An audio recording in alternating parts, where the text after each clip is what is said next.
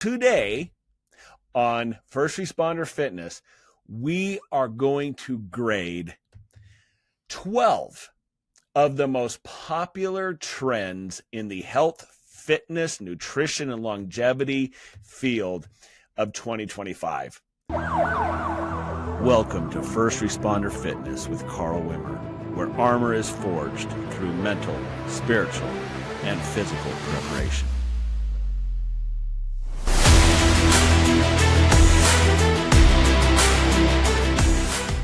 Welcome to First Responder Fitness with Carl Wimmer. I am your host, Carl Wimmer, and I am thanking you for joining me once again this week for another amazing episode. And I really look forward to this episode. I think it's going to be very fun, if not controversial, because today on First Responder Fitness, we are going to grade 12 of the most popular trends in the health, fitness, nutrition, and longevity field of 2025. We're going to take 12 of these popular ideas and we're going to assign them a grade A through F, just like you are back in grade school. But before we do that, I'd like to encourage you to subscribe to the channel, to click the bell button, hit the thumbs up, and share this with a friend. 8 out of 10 of our viewers are not even subscribed to the channel, so I would encourage you to subscribe so that you don't miss any of our episodes each and every week. Well, with no further delay, let us jump right into the top 12 fitness, nutrition, longevity trends of 2025, and let's give them a grade. And we're going to start with probably one of many of you viewers, many of your sacred cows, keto diet and intermittent fasting. The grade we're going to assign to these fad diets is a D. There's one reason only that I'm not giving them an F. First of all, we're going to lump all of the fad diets together. Of course, we're going to focus more on keto and intermittent fasting here because those two are so popular. But the fact is, any of your fad diets, including carnivore or paleo or pescatarian, could all fit in the same category. There is minimal science that backs up the fad diets. Yes, the keto diet, in theory, and in fact, it does indeed push the body into a state of ketosis, where the main and primary fuel source that the body uses at that point is fat rather than glycogen and carbohydrates. The problem with that is your body does not prefer to do that. Your body is built to use carbohydrates as its primary fuel source. So by going on a carnivore keto diet, you are automatically fighting against what your body is naturally built to do. Many of you will say, wait a second, I've lost a lot of weight on keto. I lost a lot of weight on intermittent fasting. And yes, these diets are known to provide effective weight loss to some people. But you know why that happens? It's not because there's some magic witch's brew or some magic magician's bunny in a hat with these diets. It is simply the diet brings you into a caloric deficit. All things being equal, the only reason you're losing weight on keto, the only reason you're losing weight on intermittent fasting is because you have entered into a caloric deficit. If you are not in a caloric deficit, you will not lose weight.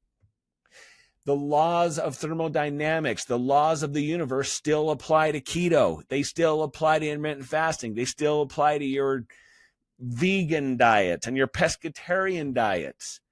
Calories in, calories out. The fact is, these radical fad diets are not inherently better than traditional eating patterns for fat loss when calories are equated across the board. Period. And the truth is that for most people, they are wholly unsustainable.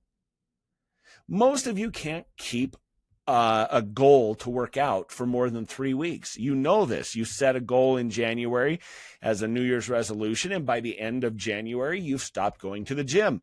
And yet you think that this magic keto, intermittent fasting type diet is going to sustain you for the rest of your life. It's not. And then what happens when you go off of it? Most people rebound and gain all the weight they lost plus more.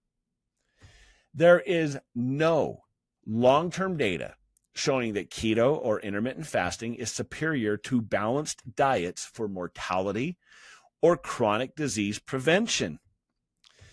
None whatsoever. And I know that I've done intermittent fasting. I did the anabolic diet, which is keto before keto was cool. And so I've done these diets. I have performed in these diets and had some relative success with these diets, depending on what you call success. I lost a lot of weight on intermittent fasting. How much of that was muscle tissue? Well, I believe it was quite a bit.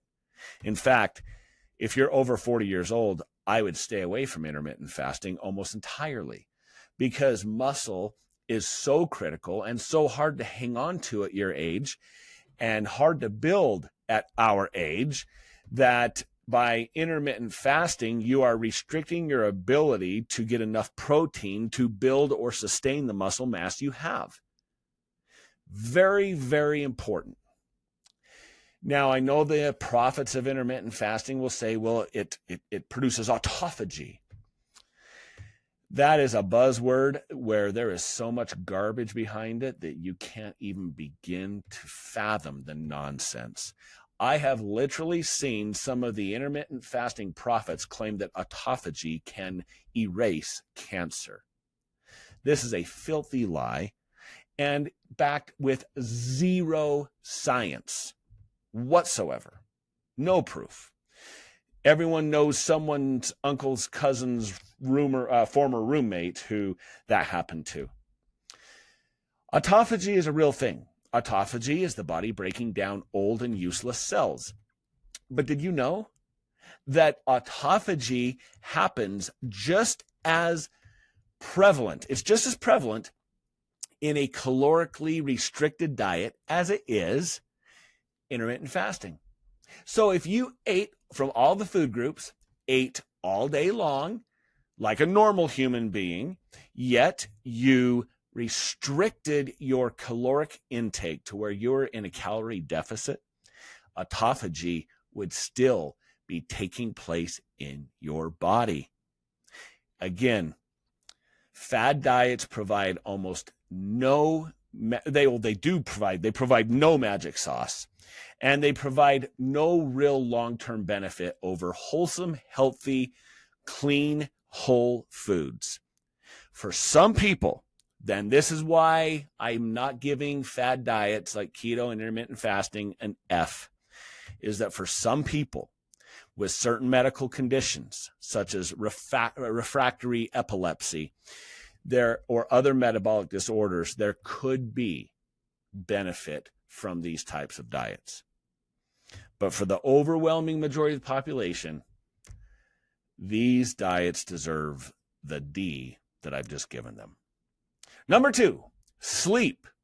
Completely different. Sleep gets an A. The science of sleep is settled. Sleep deprivation decreases testosterone, growth hormone, and messes up your insulin sensitivity. It directly impacts muscle growth, fat loss, and recovery when you are not sleeping enough and getting the quality sleep you need. It affects your performance if you get enough sleep versus if you do not get enough sleep.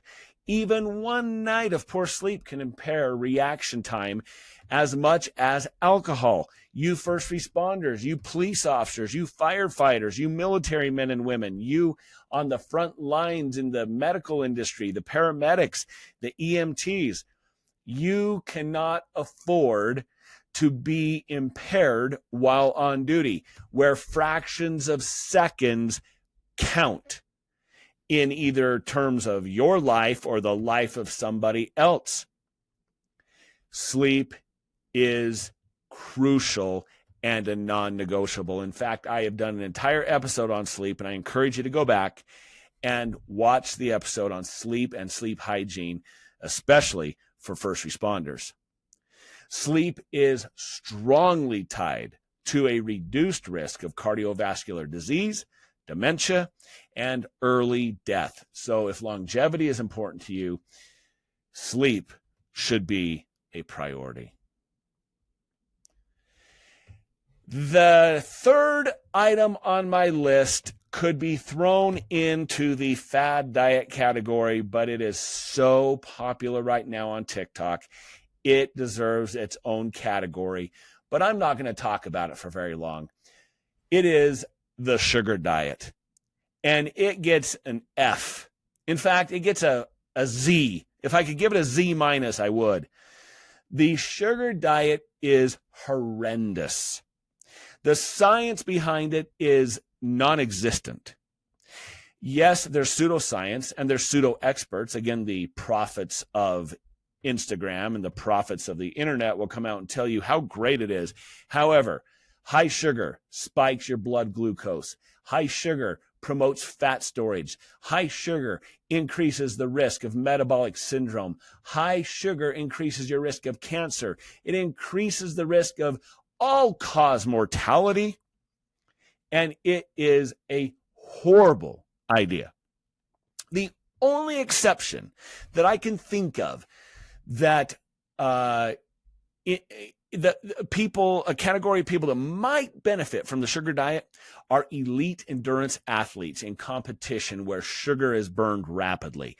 Other than that, stay away from the sugar diet. Chronic sugar intake contributes to inflammation, tooth decay, and again, increases all causes of mortality. Does that sound like something you want? No. Stay away from the sugar diet. Enough said. It is an F, and it will always be an F because the science will never back such ridiculous, extreme ideas. The next trend we are going to look at is peptide and hormone optimization. Peptide and hormone optimization. Some people call this biohacking, but I don't call it biohacking because there is a difference between the two. As far as peptides and hormone optimization goes, I give this a cautiously optimistic A. It is so important, especially as you age. Our physiology changes. Our ability to put on muscle, our ability to lose fat, our ability to recover, our energy, our longevity are all affected by our hormones. Especially you perimenopausal women and menopausal women. You are going through massive, massive changes, and estrogen and estradiol and all your progesterone and your testosterone are all being greatly affected. And I could not encourage you more, all of you, men and women, but I'm specifically speaking to you women at this moment. I could not encourage you more to find yourself a solid, knowledgeable doctor who is willing to take all of your blood tests, look at your E1, E2, and your all of your estrogens, your progesterone, and your testosterone, and get those levels equated where they need to be. I have firsthand experience with this, with my wife and with some of her friends who have all been discussing hormone optimization. If you're a woman who is perimenopausal or you are going through menopause and you are having a difficult time sleeping, it is because your hormones are out of whack. If you are a man or a woman and you're having a hard time putting on muscle and keeping the fat off, yet you've changed nothing, it is because your hormones are out of whack. Find a good, solid doctor who is not afraid to prescribe you, in the case of women, the estrogen, the estradiols, and all of the things, the progesterone and the testosterone. And you men, find yourself a physician who is willing to prescribe and take care of you with testosterone replacement therapy. I know there's people out there say, oh, that makes it so you're not natty. You know what? To heck with that idea. Okay? I'm in this for the long haul, and I am in this for health, fitness, and longevity. And I couldn't care less what the gym bros say if you're on testosterone replacement therapy. In addition to those hormones are all of the various peptides. Peptides like CJC 1295 with or without DAC, ipamorelin, tesamorelin, MK677, TB500, and all of the other peptides that show incredible promise in different areas. Some support muscle growth. Some support fat oxidation and help reduce visceral fat. Some help with injury prevention.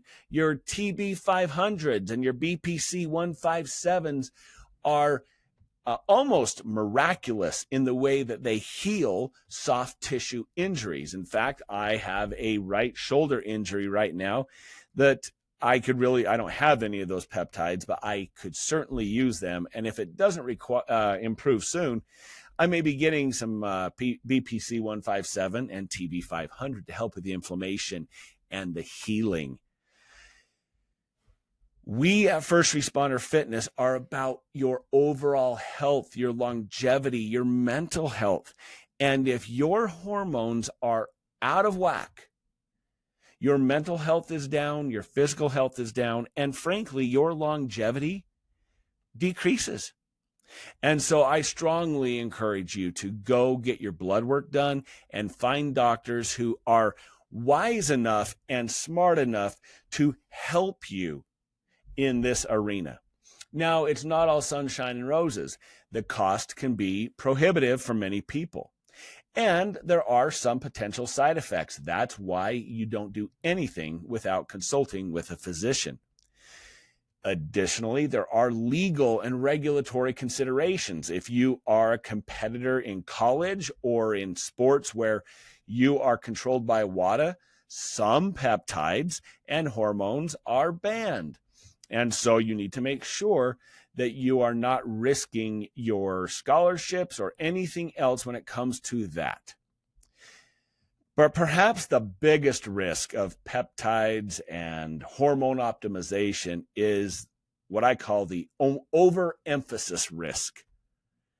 If you optimize your hormones, if you optimize your peptides, yet you are not focusing on nutrition, exercise, recovery, and sleep, you are literally jumping over, not literally, but you're figuratively jumping over dollars to pick up pennies, pick up shekels, fractions of pennies. Peptides are not a shortcut. They're an amplifier. If your foundation of nutrition and fitness and weight training and recovery and sleep is weak, then there's no protocol that's going to save you. Everyone wants a biohack, but without sleep and protein and resistance training, you're trying to take a shortcut with laziness. And that may be harsh, but it's true. Get your house in order. There is a priority of things: weight training, cardiovascular training, recovery, nutrition, sleep. If all of those are in place, then peptide and hormone optimization might just be an A for you. Otherwise, if you don't have the other things in order, then I give it a C- for you, because you need to get those in order first. Speaking of supplements, I'm only mentioning this next one because of the new science that is out, reaffirming how amazing creatine is. Creatine gets a solid A. The science is settled when it comes to creatine. Over 500 peer-reviewed studies show that creatine improves strength, power, lean mass, and the new one, cognitive function. It improves your brain's function. And in fact, there is some evidence, although it's new, some evidence that shows that it can fight the neurodegenerative diseases like Alzheimer's and dementia. Everyone should be taking creatine. And in fact, you should be taking more than the standard 5 milligrams a day. Consult with your doctor, of course, but you could take 15 milligrams a day and you get benefits from it. There is an old wives' tale that it's hard on your kidneys. This is not true. Just like high protein diets, they say the more protein you take, the harder it is on your kidneys. Not true at all. Both of them have been debunked conclusively by science. Hydration is the key in both situations. Creatine has been shown to have longevity benefits through muscle performance and neuroprotective benefits in aging populations. So creatine, you get an A. Additionally, our next one, protein, the mighty macro, gets an A. Protein, the science is settled on protein for muscle repair, immune function. For every aspect of health, protein is the mighty macro. I encourage you to go back. I did an entire podcast video on protein being the mighty macro and the importance of it in building muscle, sustaining muscle, losing weight. Because you see, there is not a macro out there that satisfies your hunger cravings more fully than protein. It has the highest thermic effect of any food. What this means is your body burns more calories digesting protein than it does digesting carbohydrates or fat. High protein diets are good for your brain, your body, your muscles, and your longevity. Science says the optimal intake is about 1.6 to 2.2 grams per kilogram of body weight.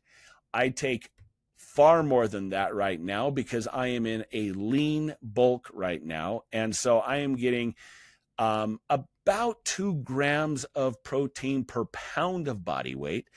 It's a lot of protein, but I'm really focused on building muscle and growing at the moment. But if you want to change your life when it comes to your diet, start emphasizing protein.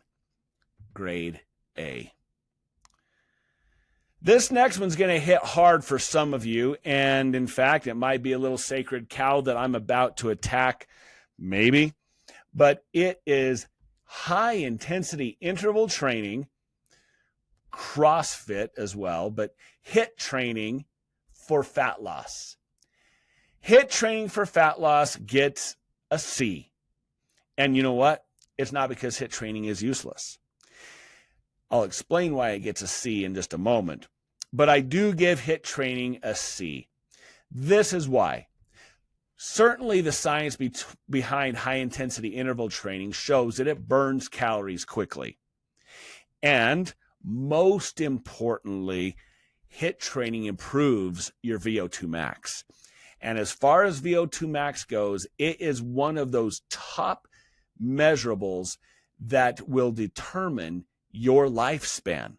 The better your VO2 max, the longer you will live. So I am a huge fan of doing high-intensity interval training at least once a week. HIIT training does boost insulin sensitivity, as does other forms of training and weightlifting. The problem with a heavy focus on HIIT training is the recovery demands are just too dang high. Too much can tank resistance training performance. If you're doing only CrossFit and that's all you do, okay, I guess that's okay. You're still going to burn yourself out if you do it too often. But if you are doing weight training for hypertrophy on top of your cardio, and all of your cardio is high intensity interval training, it is too much, and you will burn yourself out. It is best to use it once or twice a week for metabolic conditioning for VO2 max, but not as a primary fat loss method. Now, I can hear people out there screaming right now, well, what about the afterburn? The afterburn, the EPOC, exercise post oxygen consumption. Let me get this right.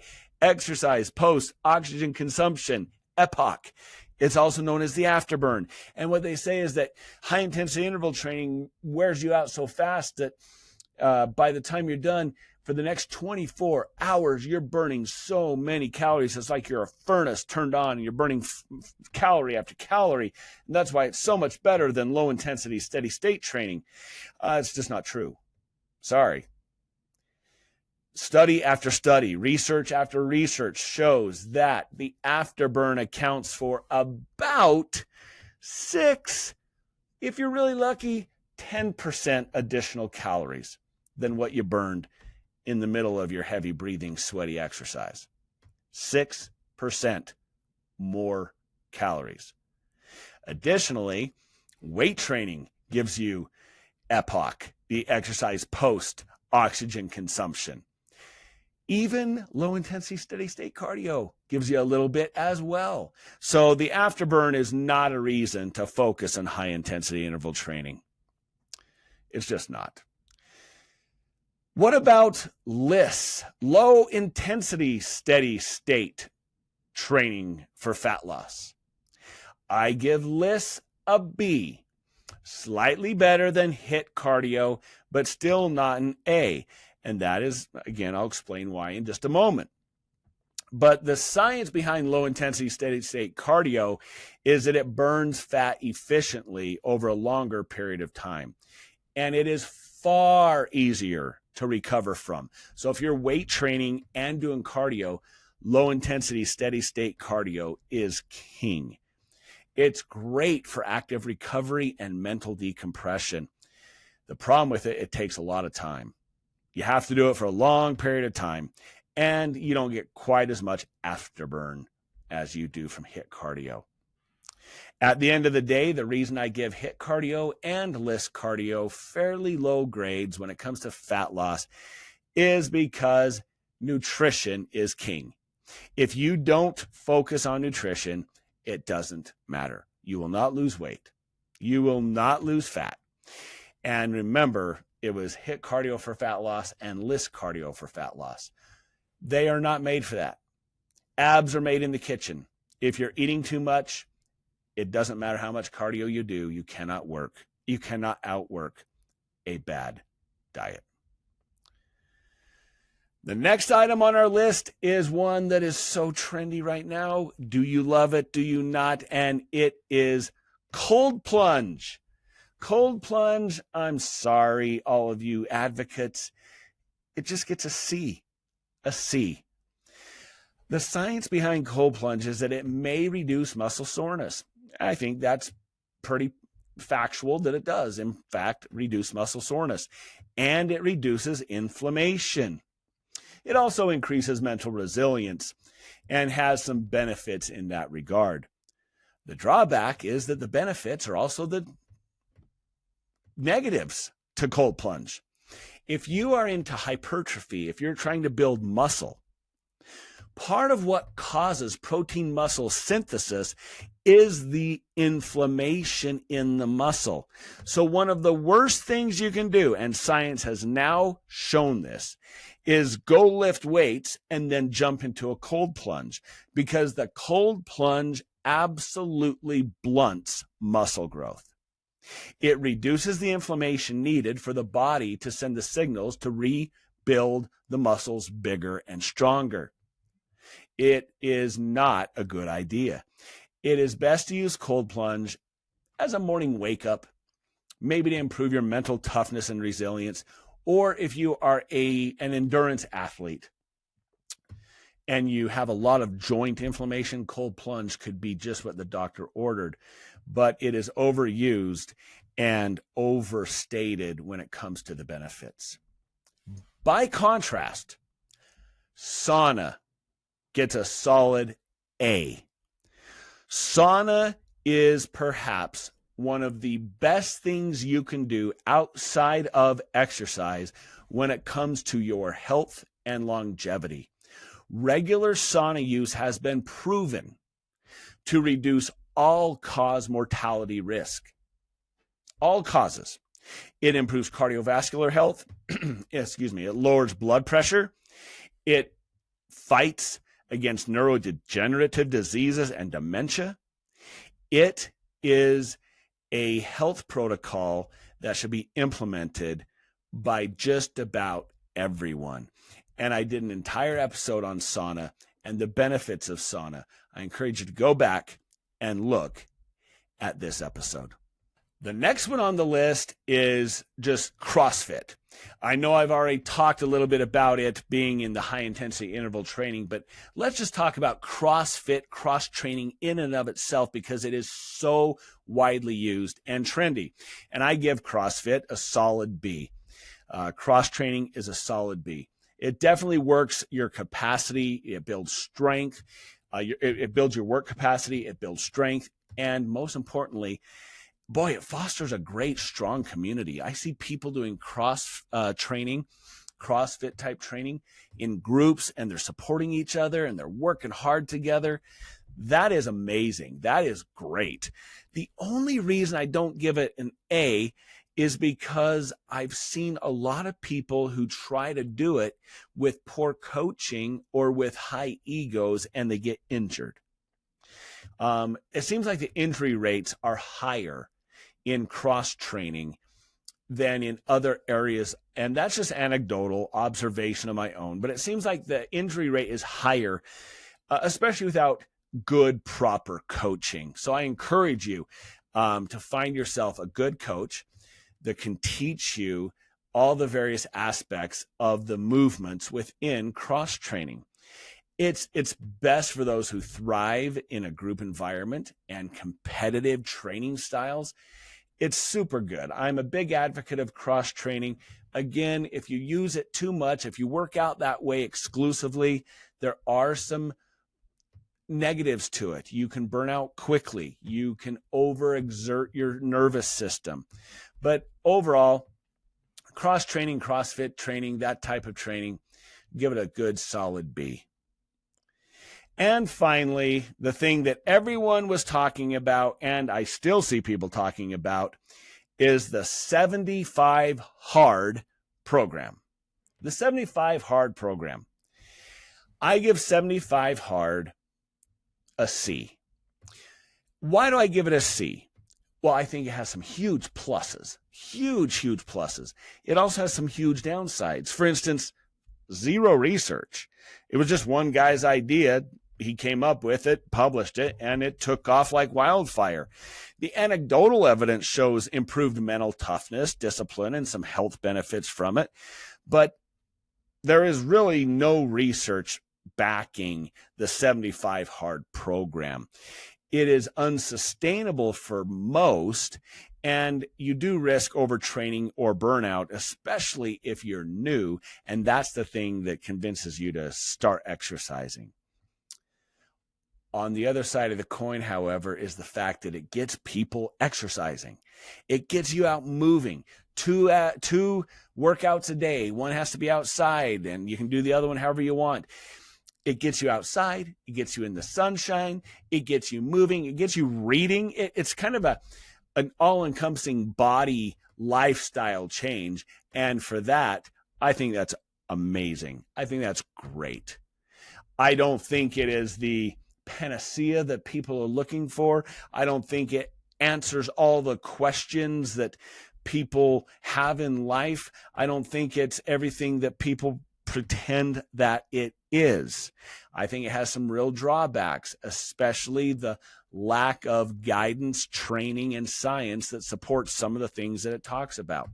But overall, 75 Hard, if it's what gets you off the couch and gets you moving, if it's what gets you from doom scrolling on your phone and gets you reading a book, if it's what encourages you to improve your life, then I say absolutely go do it. So there you go.